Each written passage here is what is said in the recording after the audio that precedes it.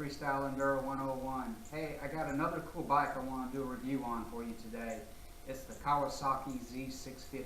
This is a 2017 model, and it's got the same motor from the Kawasaki Ninja, so it's a pretty fast motor.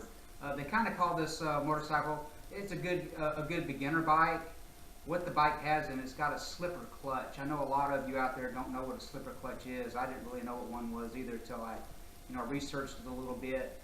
A slipper clutch is good for people who are beginners on their motorcycles. When you go to downshift, it's less likely to lock up the rear wheel. What it does, it has a ramp inside the clutch, and whenever it gets any back pressure from the rear wheel, it releases pressure on the clutch plates and lets it freewheel a little bit better. So what that does is that helps, say, inexperienced riders, say if they're coming into a corner and they go to downshift and they downshift a couple gears too low, and then they go to let out the clutch, it's going to be less likely to lock up the rear end. Even I've done it before. I had a 1000 and it didn't have a slipper clutch in it or nothing. But anyhow, I was going into really hot into a turn, a really tight turn, and what I did is I had it in too low of a gear, didn't realize it, and I let out the clutch, and the rear locked up on me, and I did almost hindsight and have a wreck. So it's kind of what the slipper clutch is in there for. They use slipper clutches in racing as well and a bunch of other applications, but they found it's a good thing to have in motorcycles, especially for beginners when they're really not good at shifting up and down. It's a whole lot more forgiving. But anyhow, so this is the Z650. The bike has front and rear disc brakes. It has dual front disc brakes, so it has a lot of stopping power.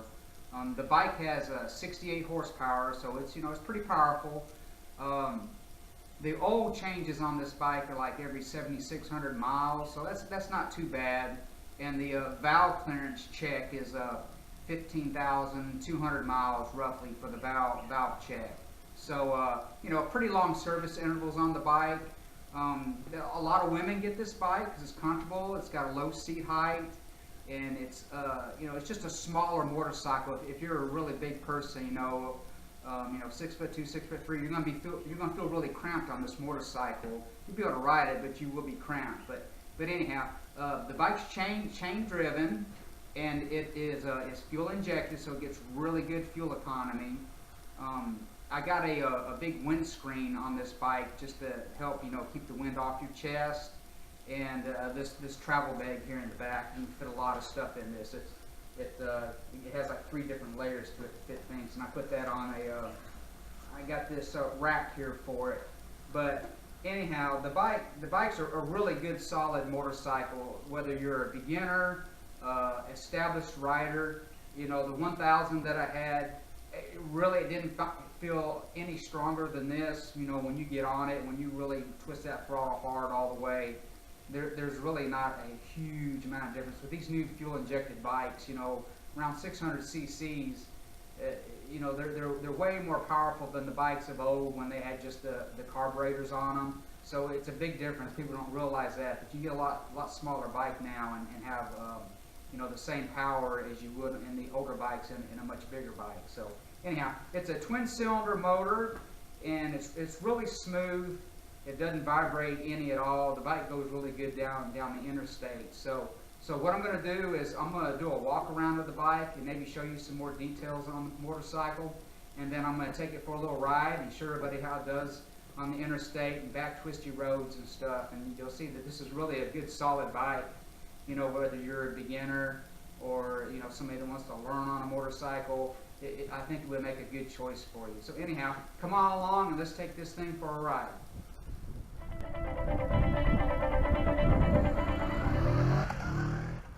Okay, so let's take a little walk around the bike and I'll show you some more detail of it. I failed to mention when I was talking to you earlier, it's got a 6-speed transmission in it, so that really helps it cruise really good down the interstate. And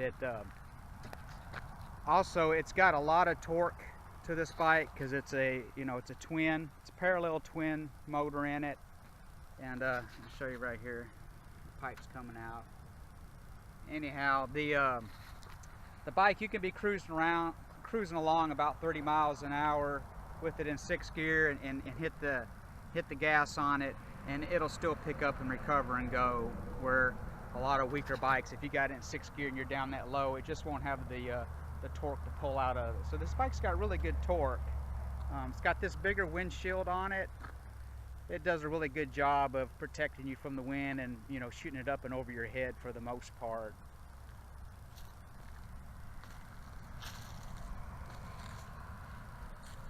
I mentioned it's got the rear disc brake.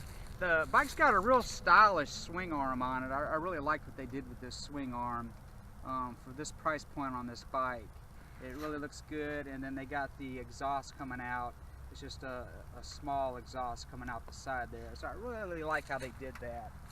The good thing about this bike too is on the motor, it has a oil sight glass. Of course, it's sitting on its side right now on the side stand, so you can't see the oil up in the sight glass. But that, you know, gives you a good indicator of, you know, how much oil is in the bike. So it just makes it real easy to keep up with it.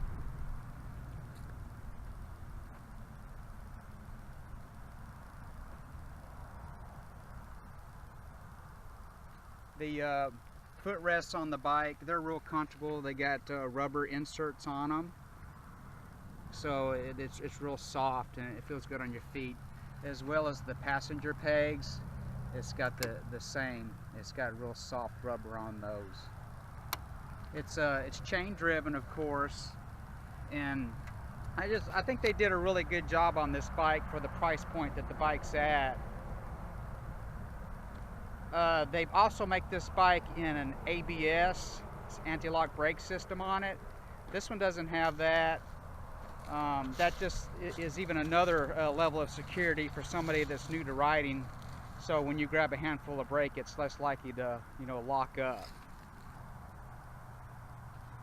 Another good feature on this bike, especially for people that you know, have smaller hands, the clutch lever has an adjustment here on it, so you can adjust the clutch in closer or further away.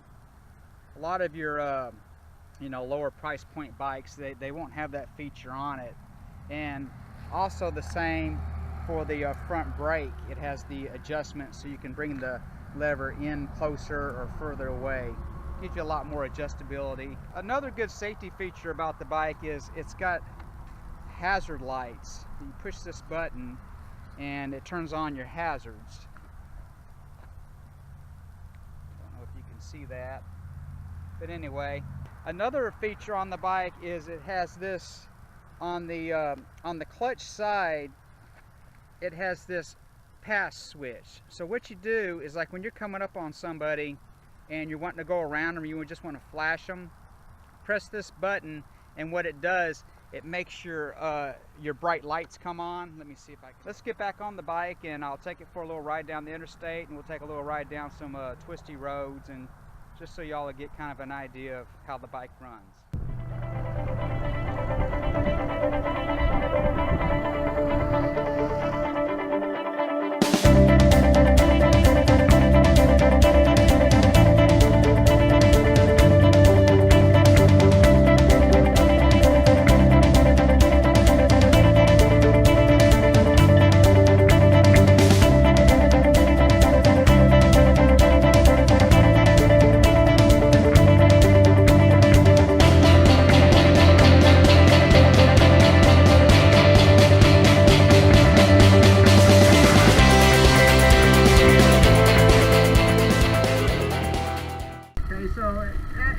As you can see, the bike does really good on the interstate. It's very comfortable, and then it does good just putting around like this as well.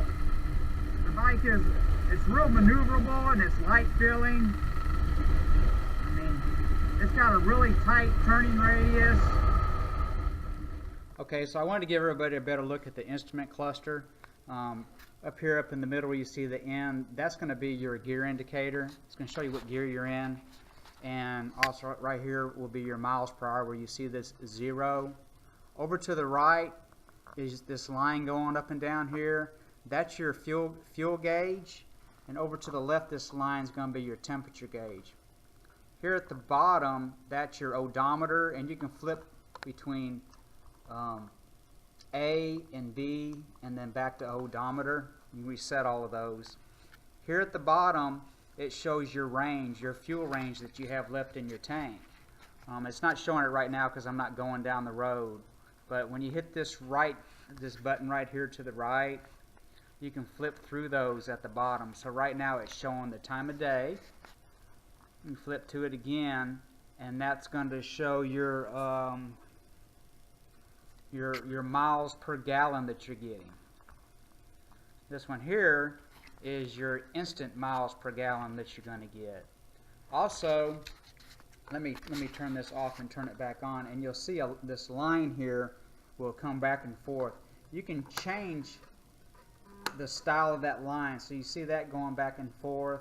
There's a setting you can go in there and change it to just some different styles and stuff. So anyhow,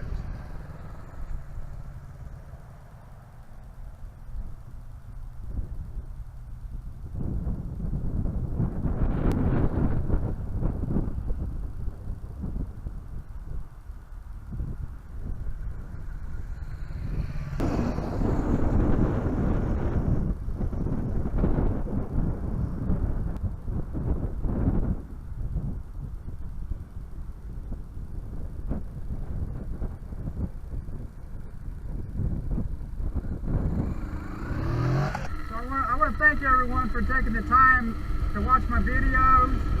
I'm trying to get videos out there on different bikes that I know people are interested in, and hopefully it will help you out if this, one of those are the bikes you're thinking about buying.